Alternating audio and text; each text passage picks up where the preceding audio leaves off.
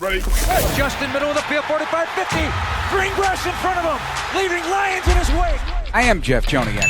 Blitz is on. Down he goes! Oscar! What was it like playing for Coach Ditka? I don't want to answer any questions like that. 61 yards! A Sunday stroll for Justin Fields. Oh, wow! And etc. Now, Bears Etc. with the voices of the Chicago Bears, Jeff Joniak and Tom Thayer.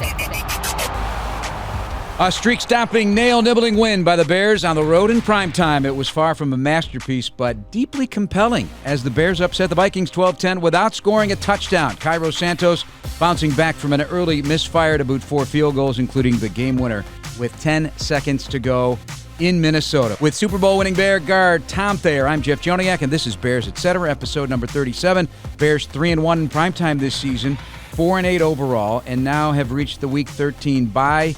5 games to go, Big Tom, all of them outdoors in the elements, including 3 at Soldier Field, including Week 14, a noon start with the Detroit Lions. And however you want to slice it, after an 0-4 start, the Bears are 4-4. They found a way to get 500 in the last 8 games and 5 games to go, and you never know what's going to happen.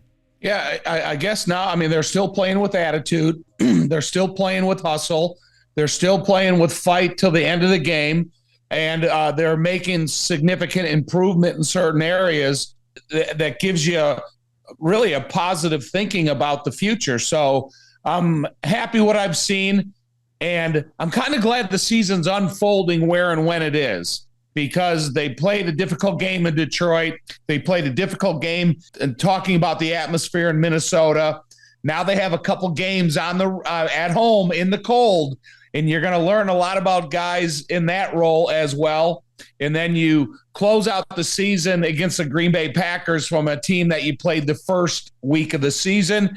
And so I think you're going to learn a lot about your football team. No question. And no matter how it unfolded, Big Tom, Justin Fields lost 2 fumbles in the fourth quarter, but resiliently fought back to put that out of his mind, make the biggest play. Some are saying the biggest play in his career, a 36-yard strike to DJ Moore, who took advantage of the coverage, that the longest play of the game on that dagger route, and set up Santos for the 30-yard field goal for the win. So after going 12 for 12 to start the day and moving the football again, but not able to put in the end zone and still managing to get the win. Granted, you should when you take the ball away 4 times, but I got to give Justin credit there. He stepped up and zipped that throw. And, in fact, there were 2 throws on that drive, the 16-yarder, and he was a little bit Houdini all day. Yeah, so the end result and that throw to DJ Moore, it leaves a really good feeling about what Justin's capable of. But unfortunately, as a player, as a coach, as a broadcaster, and as an evaluator, you don't only get a chance to watch one play. You have to watch the whole game. So there are different plays within that game that I'm sure Justin would like to have back, or running backs would like to make a different decision. Offensive linemen would like to understand their blocking responsibility according to the play. But that's the great thing about football. You go back and you study your past performance, and you see how you can be better your next performance. Good news, Chicago. United Airlines is getting brand new planes with all the bells and whistles like Bluetooth connectivity, screens at every seat, and room for everyone's roller bag. United, proud to fly the Chicago Bears, and you too. All right, Tom, according to ESPN Stats Info, per Courtney Cronin, our good friend from ESPN 1000, does a great job writing about the Bears, does so in a fair way. Fields blitzed on 52% of his dropbacks. And again, it was a horizontal plan, 13 screens that led to his lowest air yards per attempt and air yards per completion of his career, just 2.4 and 1.9 on the completion. Only 3 of 5 passes, 10-plus air yards in the game. So you could see the chart. You could see where DJ Moore ran his routes. There's one particular one just standing out there 36 yards away, middle of the field on that throw that set up the field goal. But let's take this in 2 parts, because you watch the tape very, very closely, and you do so with a very keen insight. So how did the entire pass protection plan work against a 52% blitz rate? That's one part. And part B, what did you think of a perimeter plan to fight that blitz? Okay, so let me make one thing, what my feeling about that. So if you have a perimeter plan of attack against a blitzing football team, I wish they could count in lateral air yards, because that is significant, how quickly the ball has to get out of your hand, how the placement has to be perfect, and you have to have good exterior blocks in order to get anything out of them. So I think it would be you'd have a difference of opinion if you could have a stat that counted lateral yards as well as downfield yards. To me, when you talk about the blitzing of Brian Flores, the defensive coordinator of the Minnesota Vikings, I think unless they got beat by a better defensive effort than the blocking effort, I think the Bears did a really nice job. I think if you could take out the mental errors that showed up a couple times in pass protection, I still think the Bears did a really nice job. Is an offensive line or running backs ever going to have a perfect performance in that many pass blocking responsibilities? No. However, they won way more than they lost, and it's evident in what they were able to accomplish at the end of the day. So whether you want to talk about a rookie like Darnell Wright or if you want to talk about Roschon Johnson, both of these guys are improving at a super high rate. Did they make a couple of mistakes in the game? Yeah, but listen, and in my 9th year as an offensive line veteran, I made mistakes. So again, it's about, your next performance being evaluated from your past performance. First time Bears won a game without scoring a touchdown since 1993. You still were trying to figure out if you were in that game. 6-0 win over Atlanta. Were you in Miami already? I was in Miami. Okay. So, I was, I'm always a Bears fan, but at that point I was pulling for the Dolphins. I mean, there is a ton these days. And I think it's hard. I'm not, listen, it is what it is. We love this game. And the more interest in this game worldwide, the better for all of us who have dedicated our entire life professionally to this sport. And you know more than anybody else in this world, a lifetime since you were a youth football player and now an analyst. The statistical analysis out there with everything from next-gen stats to Pro Football Focus to other things that are popping up is just insane. And so it does create some narratives, though, and it's unescapable. But the next-gen stats is an NFL-backed and funded stat service. I don't know who's doing it. I don't know what, but we should ask them. We should submit this fair question: do the lateral yards? Because it is something that I never gave thought to that you just brought to my attention, and because you're a C student, you're more of an idea man than a scholar. Big time, you're onto something. Listen to Matt at the podium, and the question was asked about the game plan going into it, and they talked about the lateral passing game and how much it benefits the Bears offense against this type of attack. Listen, I think it's a reasonable stat that you should keep, because when you're talking about Justin standing on the left hash and throwing a pass laterally in an instant's notice to the right sideline, that's 35 yards of carry. And then DJ Moore gets a catch, gets a block by EQ St. Brown, and then turns it into a 12-yard gain. I think there is some significant backing, and I think it's complementary to the offense. It's complementary to the speed of the play and the decision and the precision accuracy of a pass that difficult for quarterbacks. I just think they deserve more credit than, the ball only traveled 2 yards, per attempt. That's not the case. Yeah, well, a lot of folks looked at this, and if you love offense and you want to see an aerial show, they didn't think much of the game. It's a low-scoring, no touchdown game for the Bears who eked out a win. There was still drama to it. It was still important. It was a road win in the NFC North for the first time for Matt Eberflus and his administration, and for Justin Fields to beat a Viking team that at the moment is still in the playoff hunt as the December 7th seed, the final seed in the NFC for the wild card. So there's a lot of you got to look at it that way. You can't just look at everything through a straw. You got to look at the bigger picture. just one point about that, because you have to also look at the other side of the ball, because I think the Bears did a really nice job of being deceptive at the line of scrimmage themselves. And then they created some unescapable pockets for Dobbs that resulted in interceptions. So, you talk about the elusiveness of a guy like Justin and his athleticism and how he uses it. And then you look at what the Bears have been able to do with a good group of defensive linemen that are creating unescapable pockets. Now, if you have to throw the ball as much as 3/4 of a second early, it results in a tip ball off the fingertips of a receiver that results in an interception. So you got to look at it from both sides of the game plan. Yeah, we'll dig deeper into that after we get a look at the status at Hallis from Bears head coach Matt Eberflus. Take a chance, download the BetRivers app today. Here's my conversation with the Bears head coach. All right, Matt, thanks for joining us once again. Congratulations on the win. Played really hard again. All the analysts around the league keep talking about how hard the Bears play, and eventually, keep pounding that rock. It's going to break, and it certainly did. Hanging in there, and I know you finished, and that was the big theme, and everybody on the team in that locker room going to get a painted ball with finish on it. No greater word than finish, given how hard it's been, right? Yeah, and obviously great to get the division win, and it's always fun coaching off a win. And certainly there's a lot of things we can learn from that tape as well. But the situational football was good. We won the third down battle, and obviously the fourth downs also, and that's a big part of it. And then we won the 2-minute, at the end of the game. So the complementary football, and again we had adversity in there. We had a couple of fumbles at the end, and we had to do a good job of stopping them on defense. In the forward, and make them punt. In that situation to create that 2-minute.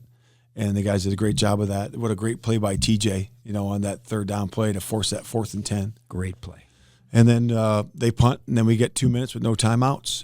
I thought we utilized our timeouts to maximize our time in there. And again, we're very comfortable working at 2 minutes, because we do a lot in practice with no timeouts. And the guys did a good job of operating. And then obviously the big strike to DJ to put us in position. And then we did a good job of, milking it down with a couple kneels there, and the Vikings, used their timeouts. And then, once we scored the field goal, they had 5 seconds to go, and we had another situational defense that we had to put out there, and the guys did a nice job of operating. So there's always reactions, overreactions, and maybe overstatements on things when something like this happens. So some are writing and saying that's the biggest throw in Justin Fields' career, the 36-yard strike to DJ Moore after coming back from 2 fumbles. I don't know if you frame stuff like that way. I know you're looking very much through a straw at the season instead of the big picture, but could that be from your experience? Well, I just know that it showed great resolve. Yeah. By him. When you have 2 fumbles at the end of the game like that, to be able to reset your focus and reset your mind to the task at hand, and then go operate. Didn't take a sack. Found the open receivers. Scrambled when he should have scrambled, and then hit the open DJ for the big strike to put us in the winning position. And that to me is growth, and that's how I look at it. You're a defensive guy. Do you have respect for the pressure packages that Brian Flores puts together? Do you think it's right up there among the best in the league in their creativity and constant pressure? Because Justin was pulling Houdini X last night for sure. Yeah, he did, and he did a really good job of evading most of those for the most part. And again, they got us in a couple at the end, but for sure, the pressure. And again, that's something that was made famous by Buddy Ryan. Here at the Bears, when we won the Super Bowl here, and a lot of those same elements are there. It's just some Bear defense in there. Yeah, a little bit. Yeah, there is. But there's multiple fronts in there, but the coverages are different. And I think that we can take advantage of some of those pockets that are open there. Which leads me to my next question, because so much attention to the perimeter to try and mute that rush, and that is a great idea, but over the course of the game, how much patience is required by you, even as the head coach, not just the defensive coordinator here too now, to have that patience to ride it out, and knowing your defense was really shutting them down over the course of the entire game? Yeah, I mean, you could certainly feel that was the type of game it was going to be. We anticipated it could be like that.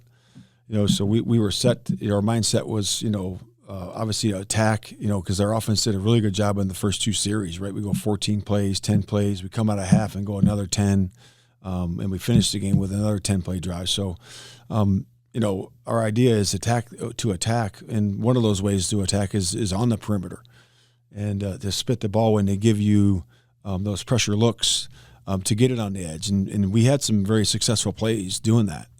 And, certainly, and they're going to get some of their plays. They reacted to some of them either from inside out or doing a good job on the perimeter to stop those plays. And that's certainly all part of it. But that's certainly one of the answers you do for the pressure. DJ Moore, we've heard what you said about him, and I can't stop talking about him. When he gets the ball in his hands, you really are counting on a positive play. And even if it's covered, he's going to wrestle it out. He's going to suddenly break away from the tackle. He just refuses to quit. He refuses to go down.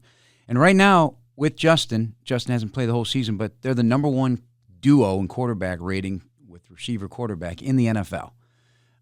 What is that saying about just that relationship right now? And it's his go-to. I mean, yes, Komet's getting a lot of targets.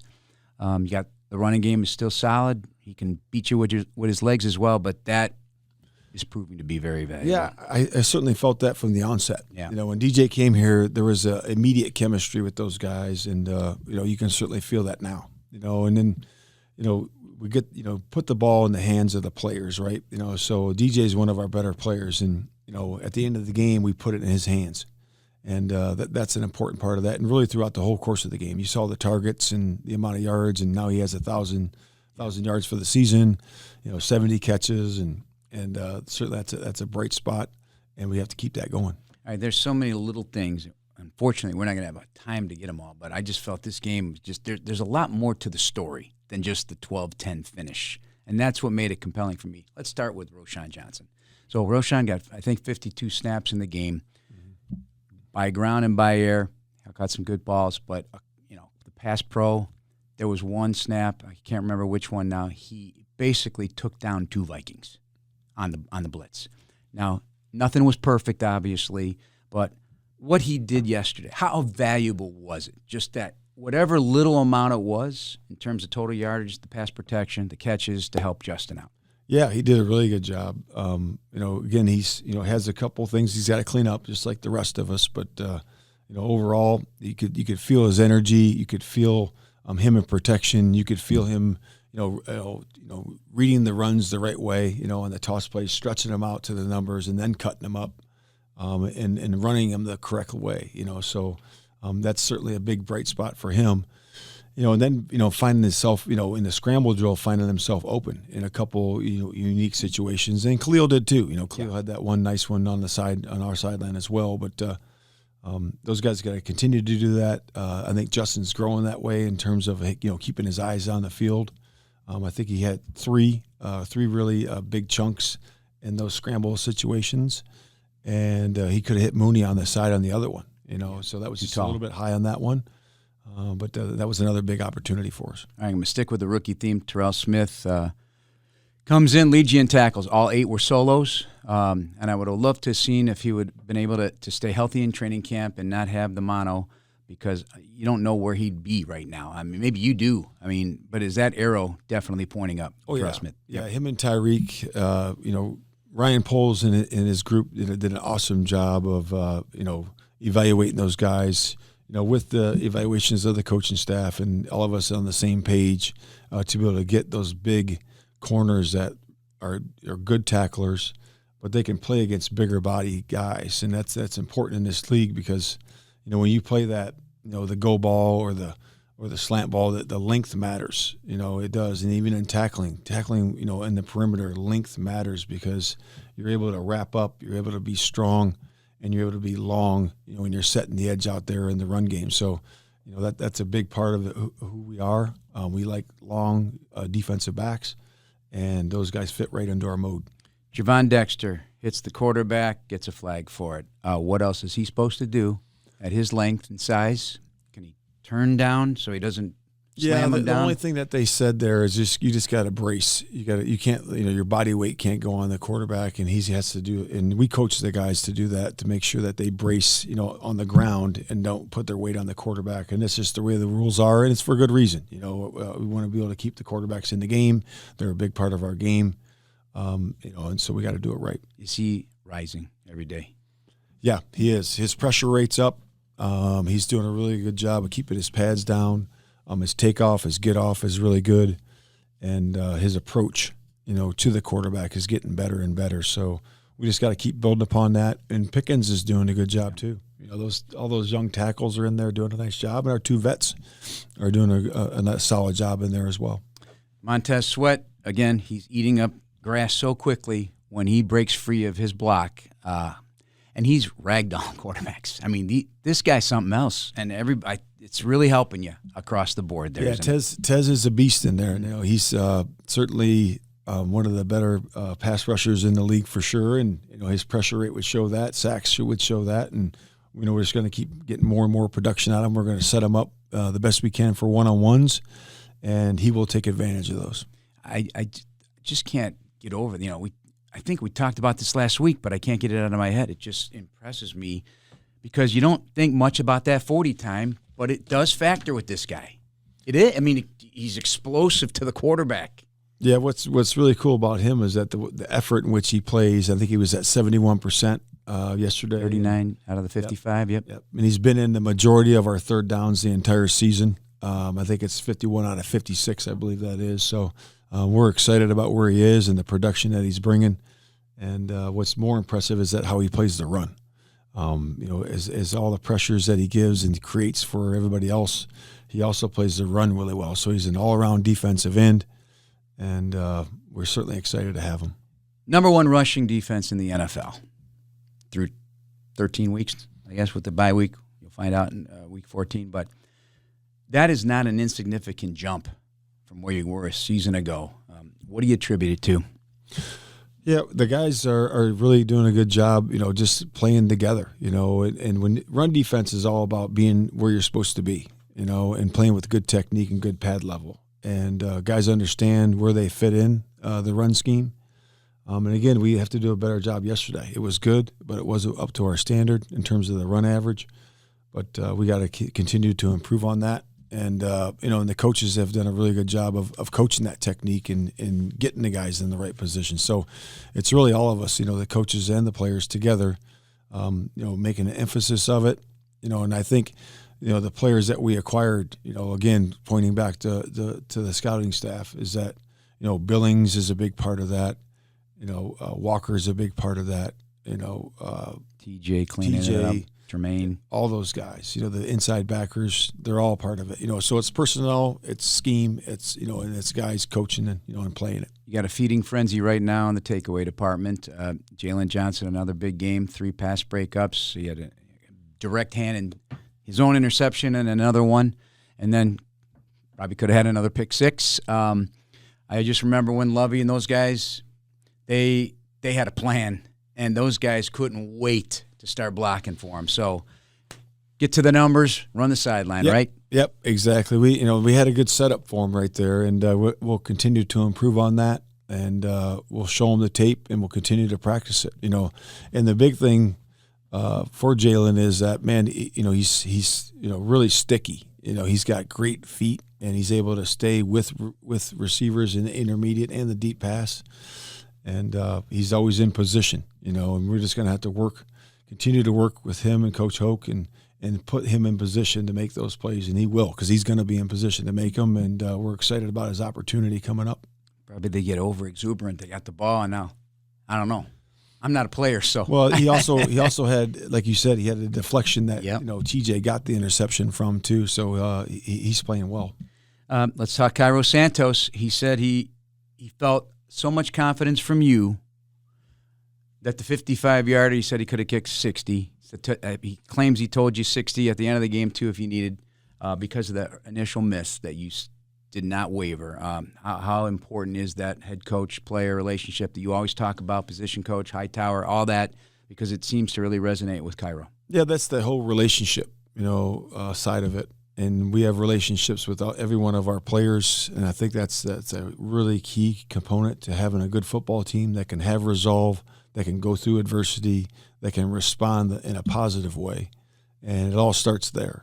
So it's my belief in him and his belief in me and our relationship that we have together. So it was pretty easy because we have that solid foundation. All right, you split your last 8. You go into the bye week pretty doggone healthy for a late season. You got 5 outdoor games in the elements, 3 at home.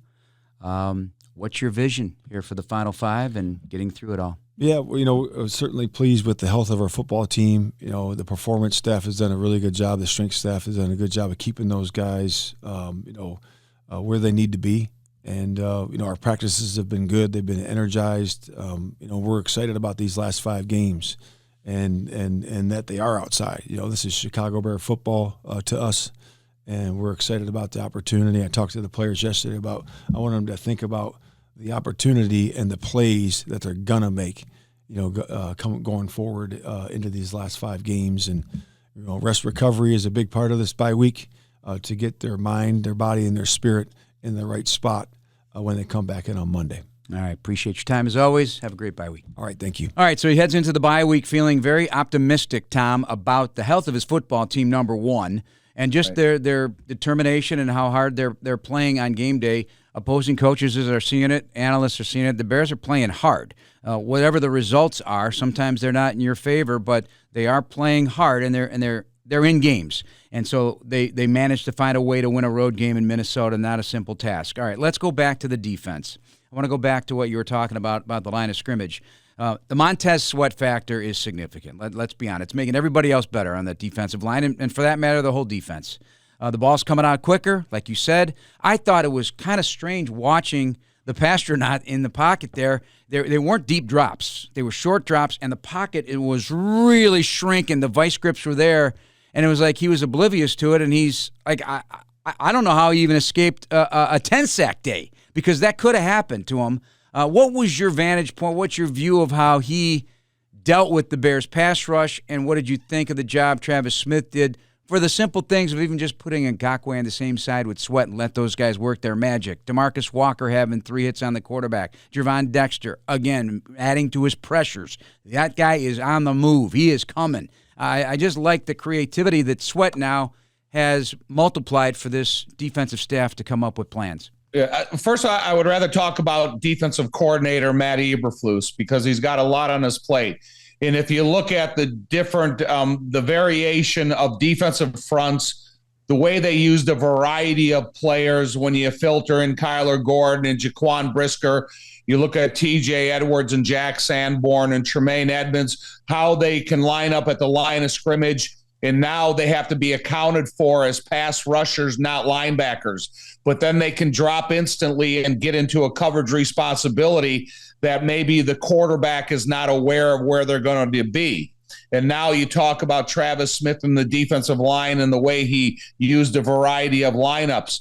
And you talked about the short drop of Joshua Dobbs, but it was crunch time. So they said, okay, we're not going to let Joshua Dobbs get out of this pocket. We're going to have a good outside contained rush that's going to be included in pressure. And then the different alignments they were able to use on the interior, whether you want to use strength of Andrew Billings, if you want to use the length of Javon Dexter, if you want to use the get off of Zach Pickens, or however you want to use that type of assisted talent. I think the Bears did a really nice job of being able to use multiple players in different unexpected areas, and then you make the offense think. And I think that slows down the overall process of the offensive line and a newly brought in quarterback like Dobbs, even though he's got a minimal amount of experience with the Vikings. Like I touched on with Coach Flus, it is a magnificent jump from being the worst to the best run defense in a calendar year here from a season ago, and that's where they're at right now. He wasn't thrilled with the run defense overall yesterday, a little bit too much there at times with Alexander Madison, but still the end result is their number one rush defense in the NFL. If you're just into yards, but I mean, especially against the run, and the team that ran the ball more yesterday successfully won the game. 19-3 now, last 22 games. The team that ran ball more won the game. And you know what? It's funny because I think you're looking ahead to Detroit and you're thinking the same thing. Whoever runs the ball better might win that game. Yeah, I agree. But I think, one thing I always, me, Jeff, you're the real weatherman. You're the meteorologist. I'm just a weather predictor in terms of football. And when I think of Detroit playing, even though they're from Michigan, playing outside rarely because they play in the Dome, then they play in Minnesota in the conference and all that. So I think there's a lot that is challenging to a team that doesn't play outside regularly. And when you talk about the physical nature of a sustained running game, you got to be able to be comfortable playing in those cold temperatures. And so we'll see how it all factors out because the Bears haven't played in really any cold weather yet this season. We're brought to you by PNC, official bank of the Bears. Jeff and Tom here every Tuesday and Thursday on the Bears Etc. podcast, and we will bring you another one coming up on Thursday. Tom and I on bye week will be joined by former Bears quarterback and our good friend Eric Kramer. He's written a new book. We'll get into that on Thursday. He'll be our guest, so join us then. And, of course, every Tuesday we have Matt Eberflus, the head coach. We just heard from him a short time ago. All right, I got a lot of little pockets of stuff after watching the tape of this game. Javon Dexter. I want to get into it. Again, I know they're taught a certain way to hit the quarterback, but, man, he's 6'6". He gets there in a big hurry, and he hits the quarterback. He gets the flag for it. Is there? And we touched on it with Flus. You just can't lay your weight on him, but it is what it is. It's the rule. But I like the way he did it anyway. I'd take the fight. I want him to be aggressive and nasty up there. I do. That defensive tackle position, pushing the pocket at his size and length and his strength, and another year in the weight room before he gets into year two, I'm very excited about him. Me too. In my past experience playing against guys like that, so I practice against Steve McMichael all the time, but then you got Dan Hampton at the other defensive tackle position. You're talking about 6'2" against 6'6". So it's kind of similar to the interior talent what the Bears are featuring right now. So when you get a guy like Javon Dexter, he makes you play a different type of game than a shorter defensive lineman does because you have to get to him quick and you got to try to get your hands to him. If you look at one of his pass rushes that he makes contact with the offensive lineman because he's using his length, now he immediately puts the offensive lineman in a retreat position because he's using his strength more than the offensive lineman being able to use his striking ability. So you just think about the differences in the talents that they have inside. And the more snaps Javon Dexter gets, the more he becomes familiar with using his structure.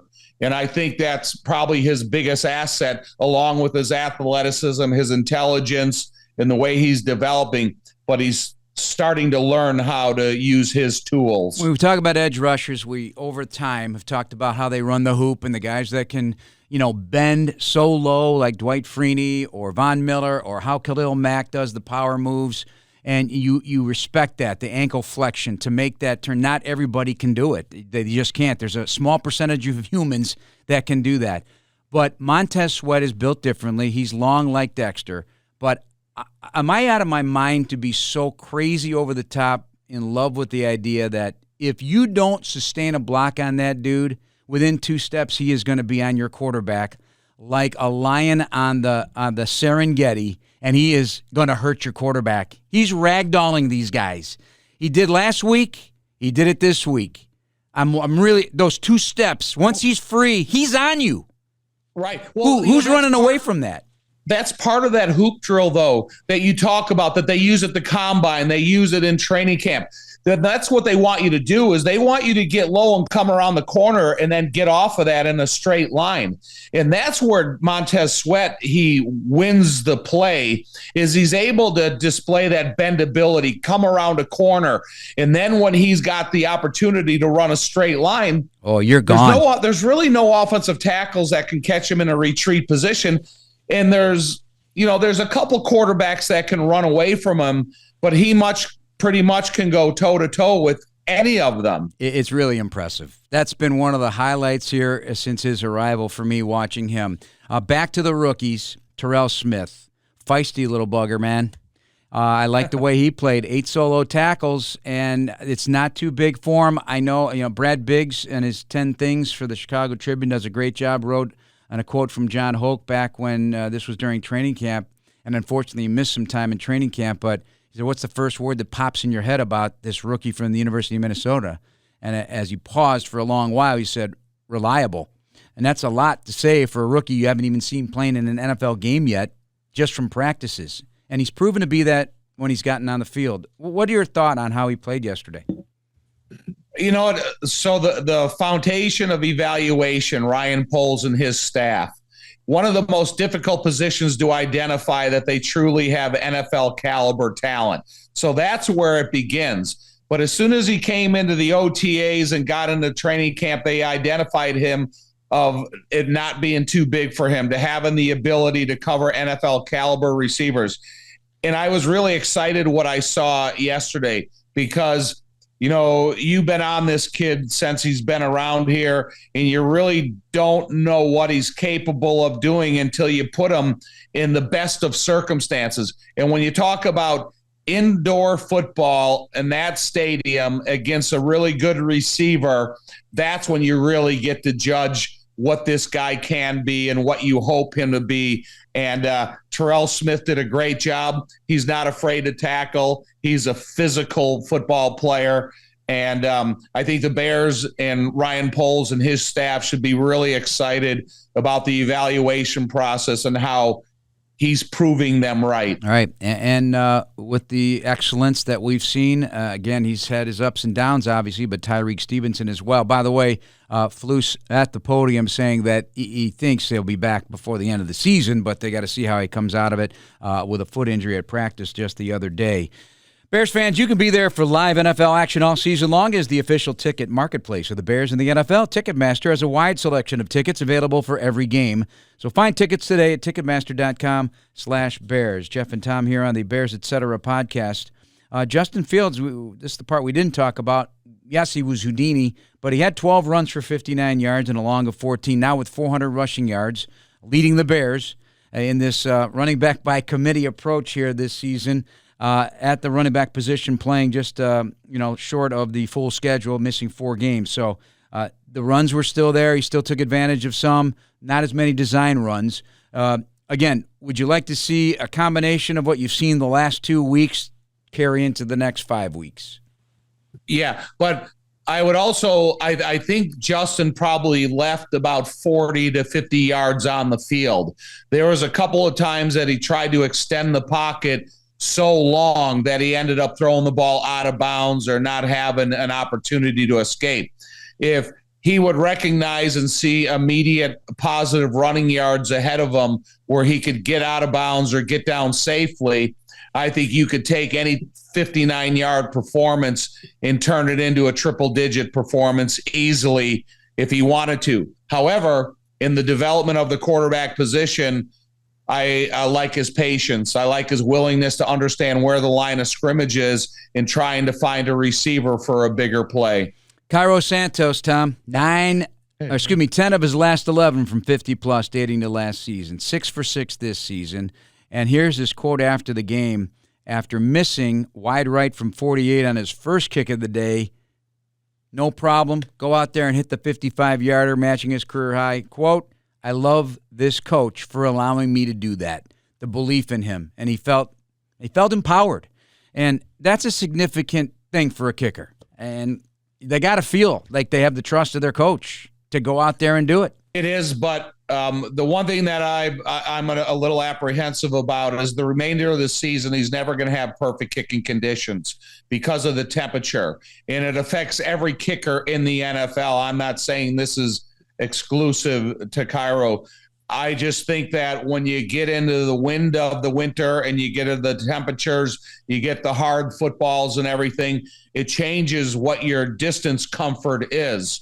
So I'm really interested to see how Cairo closes out this season with the type of kicks hopefully he'll be able to make. Tom, I know it's not been an easy ride. And there's no linear way to finish a season. You never know what's going to happen. You look what happened with the Lions last year. They started so poorly, and they finished winning 6 of their final 8 games. It's been a bounce that they've taken into the next year with a coach that has everybody's attention up there. But 12-10, it doesn't sound great. It doesn't look great at all times, but you still squeeze out a win. And when you clear through the clouds, you feel a little bit better about, especially because of how hard and how opportunistic the defense has been. These 8 takeaways in the last 2 games. I mean, that's significant. The negative part of it is, out of those 8 takeaways, you've only gotten 13 points. Right. Your 3 turnovers offensively has led to 14 points for the opposition. So if they can just find a way to start taking advantage more of their opportunities, would you feel a little more optimistic about what's going on? Oh, yeah. Take advantage of the turnovers, have the Bears defense be more stingy in the red zone. But I don't care what the score was as long as they beat a divisional opponent on the road, because they should have beaten Detroit, a divisional opponent, on the road. And, Jeff, how do you win the division? You got to win division road games. And if you can prove to yourself, if you can close out the season and go in there and perform at the opponent's stadiums and win these games, you're going to go into the offseason thinking that you should be the division favorite going into next year. So, whatever the score is, you look at all the storylines around the NFL, how Pittsburgh hasn't won the numbers battles, but they have a winning record, and some of the other teams around the league. So I'm more encouraged about the win and where the Bears are going than discouraged. Yeah. Like we said, if you're a player watching a tape or if you're a coaching staff trying to make better decisions, red zone and scoring opportunity for your offense. Yeah, no style points necessary. You don't apologize for wins. None of that matters for sure. Vizzy Hard Seltzer, the official hard seltzer of the Chicago Bears. Remaining moments with Tom Thayer, Jeff Joniak here on the Bears Etc. podcast. We certainly appreciate you guys joining us over the course of this season so far. We're not going to abandon you during the bye week. We'll be back on Thursday with more. All right, Tom, former Bears, Devin Hester, Julius Peppers, Jared Allen, not here that long, more of a Minnesota Viking, Kansas City Chief, but 25 modern era, make it 24. Modern era semifinalists for the Pro Football Hall of Fame class of 24. We certainly expected Devin to be in there and Peppers. But it's an interesting list. And, it's not going to be a simple task, again, for Devin to get in there, even though everybody believes he should and will at some point. But some of the others on that list, Dwight Freeney, Antonio Gates, James Harrison, Rodney Harrison, a Chicago guy, Torrey Holt, Andre Johnson, Robert Mathis, Pep, Steve Smith Sr., Fred Taylor, Hines Ward, Reggie Wayne, Patrick Willis, Darren Woodson, the former Cowboy. I mean, it's a pretty significant list. Yeah. I don't consider Julius Peppers or Jared Allen or guys that have come here and had a cup of coffee, and they're not going to wear the Bears hat when they go into the Hall of Fame. How about Marion Catholic, Sir Rodney Harrison? I'm not so sure he deserves it. I like him. I like the way he plays, the way he played. But in that class and that list, I looked at it today. I admire a lot of those guys, but I'm pulling for Denver. I'm pulling for Devin because he's got a special, craft that he perfected, and I think he deserves it. It's deserving in every way, shape, and form, to just use a cliche, but I certainly hope it happens. It's going to happen eventually. I certainly hope it happens for him after spending time with him in Orlando in week 2-3 against Tampa. That was a wonderful experience, and I got to feel his passion for this and his desire to get there, and it'll be an amazing feeling if he does. For you and I is the fact that we interviewed Dan Fouts a couple weeks ago, who is a Hall of Fame voter, and he has his attention as a player who deserves to be in the Hall of Fame, and I think that's important as well. 100%. Steinhoffel's is an employee-owned furniture and mattress store, so visit any of their 4 Chicagoland locations in Vernon Hills, Crystal Lake, Downers Grove, and Harwood Heights, or shop online at steinhoffels.com. Hey, it's the holiday season. Tom, you can run over to Steinhoffel's, buy me a couch for Christmas. Maybe I'll get you a dresser or something. I don't know. Maybe you need something over there. Well, you gifted me a couch this past year, so maybe I should repay you. Get my brother's pickup truck and haul one over to your house. That's what brothers do, right? That's what brothers do. All right, Tom, we're celebrating a win into the bye week. You can't get any better than that for sure. Check us out on the various platforms. We'll be doing Bears Game Night Live on Sunday night on Fox, so check us out for that. We'll have a recap of all of this as well. Bears, etc. on Thursday again with Eric Kramer, the former Bears quarterback, and a really compelling book that he has written about his journey, not just in football, but off the field and his battles as well. For Tom Thayer, I'm Jeff Joniak. Our next podcast Thursday. Check us out, and thanks for listening, everyone. Please subscribe now on the Chicago Bears official app, Apple, Spotify, YouTube, or wherever you get your podcasts. Bear down, everybody.